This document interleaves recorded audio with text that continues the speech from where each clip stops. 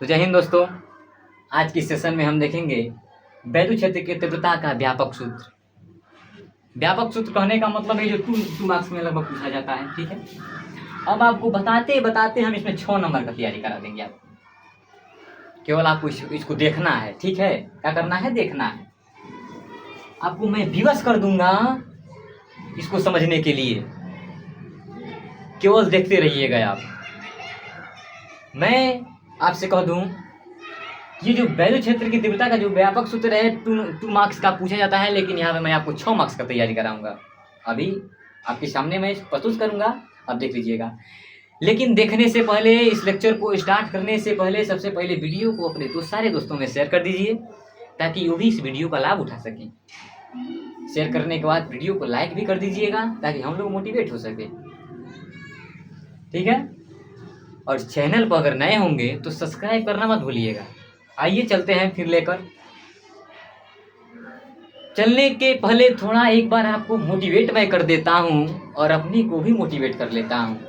रख हौसला वो मंजर भी आएगा, प्यासे के पास चलकर समंदर भी आएगा। कि रख हौसला वो मंजर भी आएगा, प्यासे के पास चलकर समंदर भी आएगा।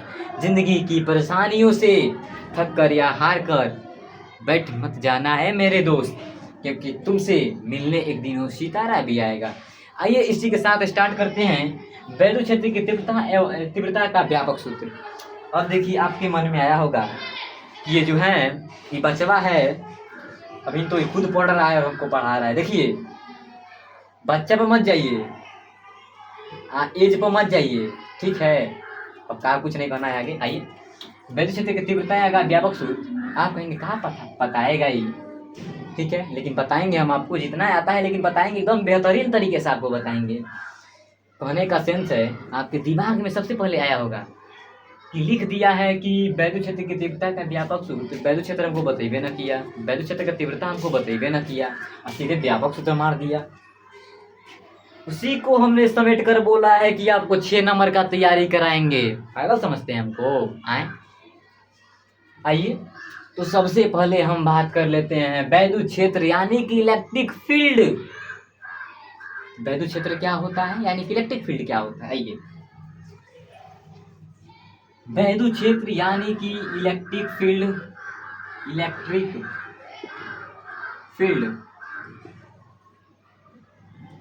ठीक है, इसको वैद्युत क्षेत्र बोलते हैं हिंदी में। अब देखिए, वैद्युत क्षेत्र किसे कहते हैं? किसी आवेश के चारों ओर का वह संपूर्ण क्षेत्र। पहले डिफिनीशन को मैं बोल देता हूँ, उसके बाद मैं आपको समझाऊंगा। किसी आवेश के चारों ओर का वह संपूर्ण क्षेत्र जहाँ पे कोई रखा दूसरा आवेश वैद्युत बल का अनुभव करता हो या आकर्षण या प्रतिकर्षण का अनुभव करता हो, उसे हम वैद्युत क्षेत्र कहते हैं। कैसे? हमने क्या बोला? किसी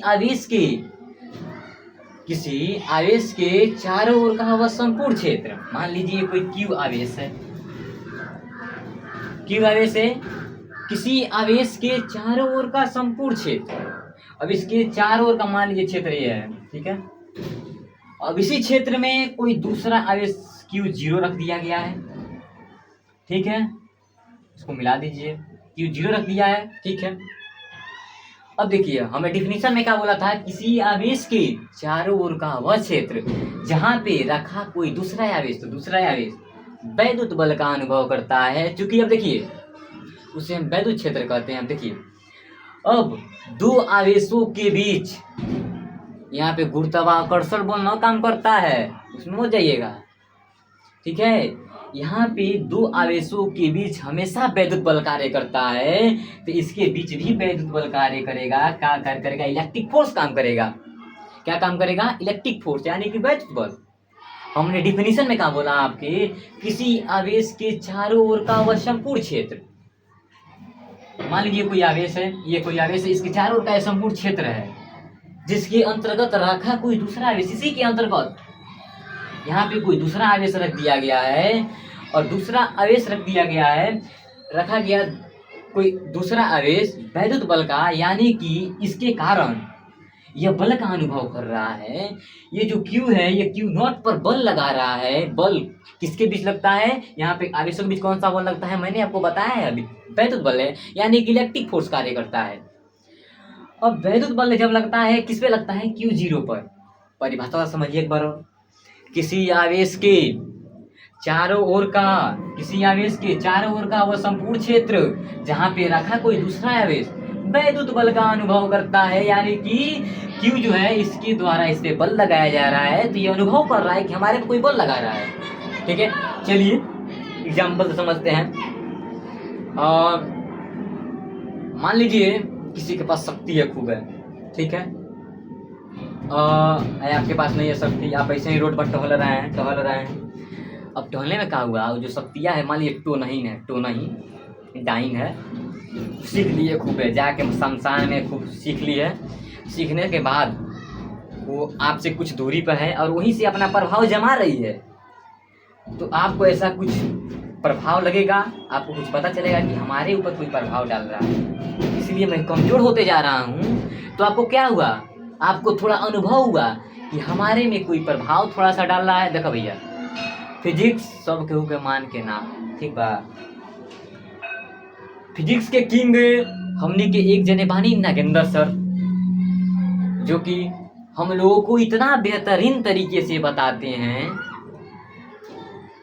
फिजिक्स भी मैं आपको बता दूं, वो इतना हार्ड चीज को हार्ड बोल सकते हैं, यानी कि फिजिक्स का किंग बोल सकते हैं उनको। क्वेश्चन आने से पहले उनसे पूछता है कि सर मैं आपके पास आऊं, बोलिए, तो कहिए आओ, बाजला जितना बाजे एक बार बाज दो, बुलाते हैं सवलिया को, पूछता है पहले सर आए आपके पास, आओ बाजला जितना बाजे एक बार उतना, तो उससे बाजते हैं, सवलिया उनसे बाजता है, लेकिन कभी उनको हरा नहीं पाता है। वैसे ही यहाँ पे है, वो आप पे क्या करेगी? प्रभाव डालते रहेगी, लेकिन उसको आप नहीं हराइएगा, कदापि नहीं हराएगा, क्योंकि उसके पास शक्तियाँ आ गया है, वो सीख चुकी है, डाइन हो गई है, टोनहीन हो गई है। उसके प्रभाव कैसे पड़ेगा? जब सुखैती कराइएगा तब। आइए अब दुनिया की बातों से हम हटते हैं, अपने बातों पे आते हैं।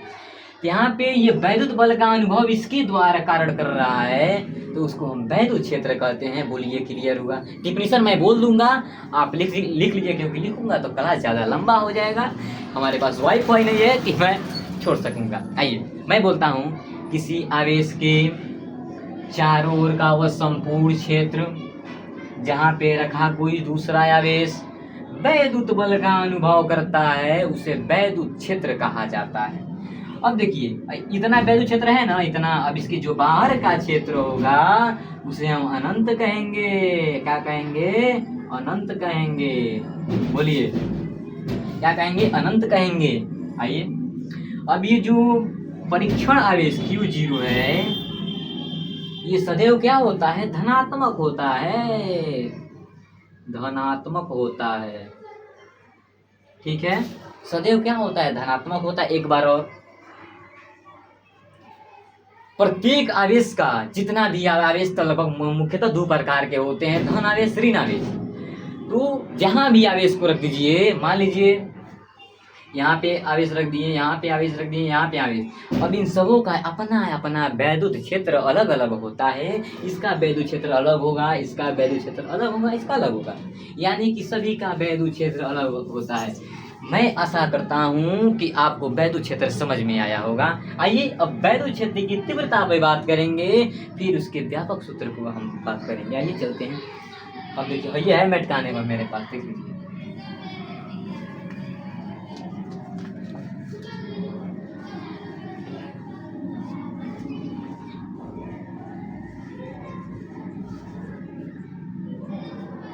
देखिए वैद्युत क्षेत्र की तीव्रता, जिसको इंग्लिश में बोलते हैं इलेक्ट्रिक फील्ड ऑफ इंटेंसिटी।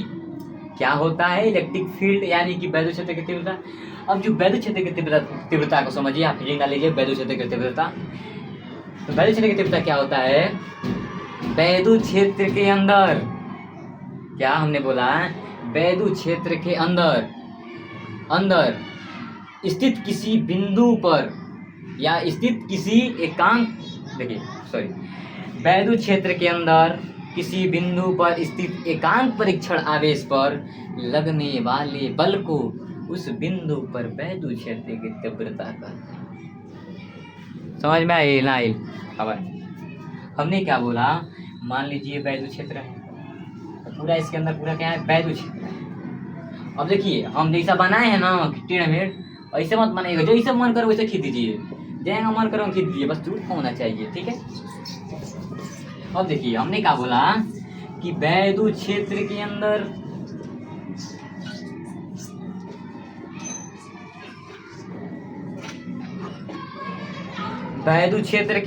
ये वैद्युत क्षेत्र हो गया, इसके अंदर स्थित कोई एकांक परीक्षण आवेश पर लगने वाले बल को उस बिंदु पर वैद्युत क्षेत्र की तीव्रता कहते हैं।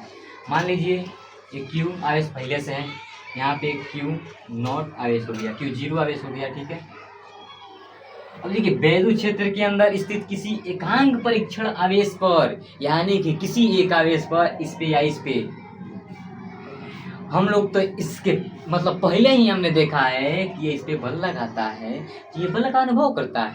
तो हमने क्या बोला परिभाषा में कि वैद्युत क्षेत्र के अंदर किसी एकांक परीक्षण आवेश पर, मान लीजिए कोई वैद्युत क्षेत्र है, उसके अंदर कोई परीक्षण आवेश है, एकांक परीक्षण आवेश पर लगने वाले बल को उस बिंदु पर वैद्युत क्षेत्र की तीव्रता कहते हैं, यानी कि इलेक्ट्रिक फील्ड ऑफ इंटेंसिटी कहते हैं। आइए हमने क्या कहा कि वैद्युत क्षेत्र के अंदर स्थित किसी एकांक परीक्षण आवेश पर, मान लीजिए वैद्युत क्षेत्र है, इसके अंदर कोई स्थित एकांक परीक्षण आवेश है, क्या बोला मैं, एकांक यानी कि एक है, और उसको क्या बोलते हैं, परीक्षण आवेश। परीक्षण आवेश का मान क्या होता है, हमेशा धनात्मक होता है। इस पे परीक्षण आवेश पर लगने वाले बल, यानी किसके द्वारा जो बल लगाया जा रहा है, यानी फोर्स लगाया जा रहा है, लगने वाले बल को इसी बिंदु पर वैद्युत क्षेत्र की तीव्रता कहते हैं। बोलिए क्लियर है? आइए एक बार बोलते हैं, आप लिख लीजिए। किसी आवेश के वैद्युत क्षेत्र के अंदर स्थित किसी बिंदु पर, वैद्युत क्षेत्र के अंदर किसी बिंदु पर स्थित एकांक परीक्षण आवेश पर लगने वाले बल को उस बिंदु पर, यानी किसी बिंदु पर वैद्युत क्षेत्र की तीव्रता कहते हैं। समझ आ गया होगा आपको, ठीक है। राहें जहां तक जाएगी राहगीर वहां तक जाएगा, तू दरिया से क्या पूछता कि नीर कहाँ तक जाएगा। दरिया से मत पूछ, कहा गया है कि राहें जहां तक जाएगी राहगीर वहां तक जाएगा, तू दरिया से क्या पूछता कि नीर कहाँ तक जाएगा। खींच धनु की डोर निशाना साधो अपने मंजिल का, कि खींच धनु की डोर निशाना साधो अपने मंजिल का, बाकी बाद में देखेंगे कि तीर कहाँ तक जाएगा। ये देखिए पढ़ते समय मोटिवेट भी होना अति आवश्यक है, नहीं तो हम लोग बोर हो जाएंगे। तो देखिए लाइट अभी भग चुका है, फिर भी इसमें क्लास चलेगी, क्लास आपकी रुकेगी नहीं, क्योंकि आपको समझाने के लिए हम लोग किसी भी हद तक जा सकते हैं। का भैया जौने मन करी ना तौने हद तक जा सकते हैं, ठीक बा। अब देख खाली सब्सक्राइब मार दियो, धीरे से मार दियो, दो चार को लड़कन को बता दियो सर आ गए हैं, सर नहीं मैंने जो भी समझते होंगे वो आ गए हैं, पढ़ा रहे हैं, पूरा सब्सक्राइब आगे बढ़ाओ, ठीक है। देखिए अब वैद्युत क्षेत्र की तीव्रता भी आपको शायद समझ में आ गया। अब हम बात करते हैं वैद्युत क्षेत्र की तीव्रता का व्यापक सूत्र, लेकिन इतने बा ना विनौरी बा। अब वैद्युत क्षेत्र की तीव्रता बराबर क्या, यानी कि इसको हम ई से प्रदर्शित करते हैं, क्योंकि ये जो वैद्युत क्षेत्र की तीव्रता है ये सदिश राशि है, इसीलिए इसे वेक्टर का साइन लगता है। और ई बराबर हमारा क्या होता है, इसको रख लीजिए, क्या होता है F अपॉन Q0, क्या होता है F अपॉन Q0। क्योंकि वेक्टर से भी सदिश राशि, इसमें वेक्टर लगेगा, यानी ट्रैक्टर लगेगा, ट्रैक्टर से खींचते रहिए। हो गया वैद्युत क्षेत्र की तीव्रता, इसका सूत्र भी हो गया। वैद्युत क्षेत्र की तीव्रता लाइट भी आ गया। देखिए हमको विश्वास था कि लाइट आएगा, लगता है ना जहाँ एनसीबिया है वो जहाँ लड़किया को बैठा दिया गया है, ठीक है, खेलने के लिए। एनसीबिया गिराता है उठाता है, गिराता है उठाता है, ठीक है, वही हाल है। अब देखिए हो गया, अब हमने इतना सूत्र आ गया, इसको भूलिएगा मत क्योंकि इसका यूजेस है। यहाँ पे एक चीज़ आपको रखना पड़ेगा, ठीक है, वो मैं आपको पढ़ाया नहीं हूँ, ठीक है, उसके लिए थोड़ा माफ़ कीजिएगा। अब एक बात आप ध्यान दीजिए, मैं आपको बता दूँ कि तीव्रता की दिशा, यानी कि वैद्युत क्षेत्र की जो ई की दिशा है वो बराबर होती है एफ की दिशा के। इसको ऐसे भी हम लिख देंगे कि ई की दिशा बराबर होती है परीक्षण आवेश क्यू पर लगने वाले बल की दिशा पर। यानी कि ये जो यह बल जिधर लगेगा, जिधर ई की दिशा होगा, वेक्टर ई की जिधर दिशा होगी, मान लीजिए वेक्टर ई की दिशा इधर है तो एफ की दिशा भी इधर होगी, वेक्टर ई की दिशा इधर है तो इधर होगी। बात समझ में आया होगा आपको? ठीक, अब आइए अब बात करते हैं हम।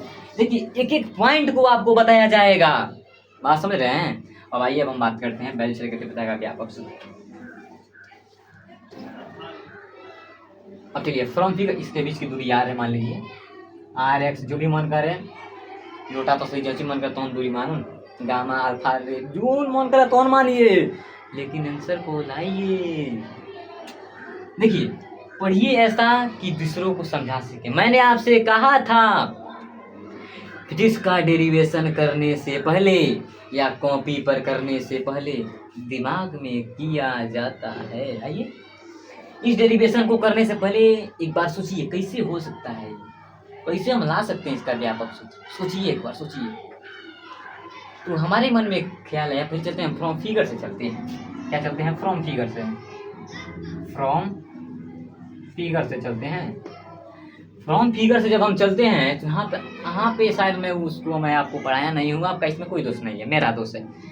यहाँ पे हमको गुलाम का नियम पहले पढ़ा देना चाहिए, तब इस पे आना चाहिए, क्योंकि उसको मैं इसके लेक्चर के बाद पढ़ाऊँगा, बट इसका शायद ये ज़्यादा इंपॉर्टेंट है, इसलिए मैं इसको पहले ले लिया है। तो ये जो परीक्षण आवेश यानी कि क्यू पर लगने वाली जो बल होती है उसका मान जानते हैं कितना होता है? कूलॉम के नियम से होता है F बराबर में 1/4 पाई एप्सिलॉन 0 के होता है। ठीक है, अब Q1 Q2 बट्टा में R स्क्वायर होता है। कहाँ से है? कूलॉम्स लॉ यानी कि कूलॉम के नियम से। शायद इसको आप थोड़ी देर के लिए याद रख लीजिए, आज बस के लिए याद रख लीजिए, क्योंकि इसका डेरिवेशन मैं कल कराऊंगा। ठीक है, अब इतना हो गया। अब देखिए, अब लिखिए इसको, F ज्यों का त्यों लिखिए। ठीक है, 1/4 पाई एप्सिलॉन 0 के। अब यहाँ पे Q1 क्या है? ई है। जेने मन करे जिधर मन करे उधर लिख दीजिए, दोनों अवश्य है और दोनों गुणा के रूप में है, तो एने लिखा चाहे उन्हें लिखा, एने चाहे उन्हें बतिया बराबर। अब देखिए मैं आपको बता दूं, अब ये है जो Q हो जाएगा, ठीक है, आइए Q0 हो जाएगा बट्टा में R स्क्वायर हो जाएगा। बोलिए बाग के बिहारी लाल की जय। इतना जब आ गया होगा तो आप कुछ लॉजिक इसमें लगा सकते हैं, जो मैं आपको पिछले में बताया हुआ हूँ कि आप किस प्रकार लॉजिक इसमें लगाइए कि हमारा वैद्युत क्षेत्र की तीव्रता का सूत्र निकल कर आ जाए। क्या करे हो बताइए? याद है? कुछ याद हो गया आपको? भूल नहीं सकते हैं। आपका IQ लेवल इतना भी कमजोर नहीं है। कमेंट करिए, जल्दी जल्दी कमेंट कीजिए, देख रहे हैं हम कमेंट को। कर दिए? बहुत अच्छा। हाँ, ई बराबर हम फार्मूला लगाएंगे। क्या लगाएंगे? F अपॉन में Q0। F का मनवा लिया कर यहाँ पे रखेंगे, समीकरण 1 मान लीजिए, समीकरण 2 मान लीजिए, यानी कि F का जब मनवा लिया किसी में रखेंगे, हमारा वैद्युत क्षेत्र की तीव्रता का व्यापक सूत्र आ जाएगा। बोलिए क्या? बोलिए, चलिए आइए इसमें हम ई बराबर जब ला कर रखते हैं, F आइए 1/4 पाई, ये पाइयो बनाने का ढंग नहीं है, अब पढ़ाने चल गया है। 1/4 पाई एप्सिलॉन 0 के 0 के Q इंटू Q0 बट्टा में R स्क्वायर, अब बट्टा में Q है। अब देखिए जो Q0 है और ऊपरों Q0 है, तो ये को दूसरे को क्या करता है? धोखा दे देता है। क्या करता है? धोखा दे देता है। एक दूसरे को अपने में गोली मार लेता है और बर्बाद हो जाता है सफा, हमेशा के लिए बिछड़ जाता है, खत्म हो जाता है। तीव्रता कहता है कि हमारे जिंदगी में तुम लोगों का कोई काम नहीं है। क्या कहा? हमारे जिंदगी में तहनी कौन काम नहीं का, निकला जा। ठीक बात, चलो। कहा कि हमारे जिंदगी में तहनी के कोनो काम नहीं के, इसीलिए इसको यानी कि ई बर्बाद हो जाता है, समाप्त हो जाता है। क्योंकि फिजिक्स में काटा नहीं जाता है, इसीलिए हम इसको काट नहीं रहे हैं। ठीक है, इसलिए यहाँ पे हम लिख दे रहे हैं ई बराबर 1/4 पाई एप्सिलॉन 0 के वही सही बर्बाद हो जाएगा, तो Q बट्टा में R स्क्वायर बचेगा। बोलिए बा के बिहारी लाल की जय। यह है तीव्रता का व्यापक सूत्र।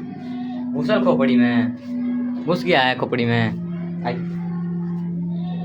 अब देखिए, चूंकि तीव्रता एक सदिश राशि है, यानी कि जो तीव्रता है वो सदिश राशि है, यानी वेक्टर फॉर्म में होता है। इसको हम सबसे पहले इसको हम वेक्टर स्वरूप में भी लिख सकते हैं, यानी टेक्टर बनाकर इसको हम लिख सकते हैं। आइए टेक्टर बनाते हैं इसको, शायद इसको मिटका दें। आप स्क्रीनशॉट लीजिए, तब तक मिटका रहे हैं, शायद ले लिए होंगे स्क्रीनशॉट। आइए मिटकाते हैं, सुबरा का निचों का मिटका देते हैं। अब देखिए जो ई था, अब इसको हमको वेक्टर फॉर्म में लिखना है, ठीक है। तो वेक्टर फॉर्म में आप 11th में आप पढ़े होंगे 1/4πε0 कि वेक्टर फॉर्म बनाने के लिए, यानी कि क्यू बराबर में आर स्क्वायर है, आर स्क्वायर है, तो यहाँ पे आर का कैप अगर लगा देंगे तो वेक्टर फॉर्म हो गया। बोलिए एक और वेक्टर फॉर्म सीखे होंगे आप, 1/4πε0 के, ठीक है। आर क्यू अब बट्टा में कौन चीज R square, sorry R Q आप कर दीजिए, आर का वेक्टर लगा दीजिए, क्योंकि एक आर से एक आर कट जाएगा तो आर स्क्वायर हो जाएगा, तो वेक्टर फॉर्म में हो गया। अब बोलिए कहाँ नहीं समझ में आया, बोलिए कहाँ नहीं आया है। मजाल है इसका कि आपको न समझ में आए। अगर आपको नहीं समझ में आया होगा नू तो कमेंट कीजिएगा, अगर समझ में आ गया होगा तो अपने भाई को आप आगे बढ़ाने का प्रयास कीजिए, ताकि मैं आपको बेहतरीन से बेहतरीन कंटेंट दे सकूं। कंटेंट देने का मतलब आपको अच्छा से अच्छा ऐसा मैं आपको बताऊं कि वह जो क्वेश्चन है वो सीधे पेपर का जो खोपड़ी होता है उसमें छेद कर दे, यानी कि एकदम तकड़ा जाए। ये जो मैं क्वेश्चन आपको 6 नंबर का तैयारी कराया हूँ, बोलिए एक डेरिवेशन हो गया, दूसरा वैद्युत क्षेत्र, तीसरा वैद्युत क्षेत्र की तीव्रता, यानी कि E बराबर F/Q, इसी से ना निकल कर आया है। मैंने आपको एक चीज़ नहीं बताया है, इससे मुझको अफसोस है थोड़ा। अब आपका इसमें कोई दोष नहीं है, कूलम्ब का नियम कहाँ से आया। मैं थोड़ा देर के लिए इसको आज बस के लिए याद रखिए, कल मैं ला दूंगा कि कूलम्ब्स लॉ, यानी कि कहिए तो बोल देता हूँ कूलम्ब्स लॉ, बोल दें। आइए सुनिए, कूलम्ब्स लॉ बिल्कुल इसी तरह है, आपको सुनना है केवल, ठीक है। देखिए मैं जो ये कूलम्ब का नियम है, ये जो कूलम्ब का नियम है ये मैं आपको बता दे रहा हूँ अभी, तब तक कि आज बस के लिए इसको याद रखिए, कल मैं इसका पूरा डेरिवेशन कर दूंगा आपको। अब देखिए 1 मिनट मैं आपको बता दूँ रोज कि ये जो तीव्रता है और विद्युत क्षेत्र की तीव्रता का व्यापक सूत्र जो है ये पूछा जाएगा एकदम, इसको एकदम आप